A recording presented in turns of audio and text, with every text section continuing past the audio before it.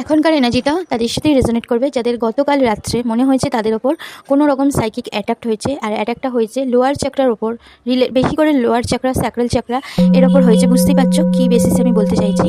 তো যেহেতু সোশ্যাল মিডিয়ার পুরো ডিটেলস এখানে বলা সম্ভব না, তো যারা বুঝতে পেরেছো যে গতকাল রাতে তোমাদের ওপর কোনোভাবে সাইকিক অ্যাটাক হয়েছে, কিন্তু তোমরা পুরোপুরি সেফ রয়েছো, কারণ তোমাদের অ্যাঞ্জেল সেই সময় তোমাদের প্রোটেক্ট করেছে এবং সেই এনার্জিকে পুরোটা বলতে গেলে রিভার্স এনার্জিতে ফিরিয়ে দিয়েছে। তো তাদের সাথে এই এখনকার এনার্জিটা ম্যাচ করবে, যেটা আমি এখন বলছি।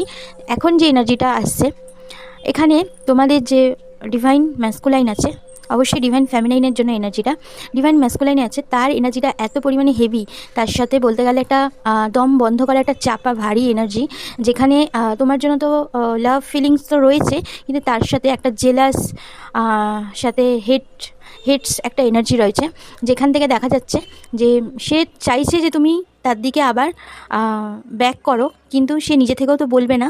আর যদিও বলে কখনো, মানে কোনো না কোনোভাবে তোমাকে দেখতে পাচ্ছে যে তুমি তোমার দিকে পুরোপুরি স্ট্রং রয়েছে এবং তুমি তোমার লাইফে তো এগিয়ে চলেছো এবং কোনো রকম এনার্জি সেন্ড করছো না, যার জন্য এত পরিমাণে যেহেতু তুমি এনার্জিটা পুরোটাই পুল করে নিয়েছো, যার জন্য এদিকে অনেক কিছু প্রবলেম হচ্ছে তার লাইফে। সে বুঝতে পারছে যে কোনো না কোনোভাবে তোমাকে ব্যাক করানো দরকার, বা তোমার কাছে মানে ফেক একটা অ্যাপোলজি হলেও তোমার দিকে যাতে সে একবার আসে, কারণ সে তোমার যে কোথায় কি উইক পয়েন্ট আছে সে কিন্তু পুরোপুরি ভালোভাবে জানে, এবং জানার পরেও সে জানে তোমার উইক পয়েন্ট কোনটা, কিন্তু তুমি যে এতটা চেঞ্জ হয়ে গেছো সে এটা আশা করেনি।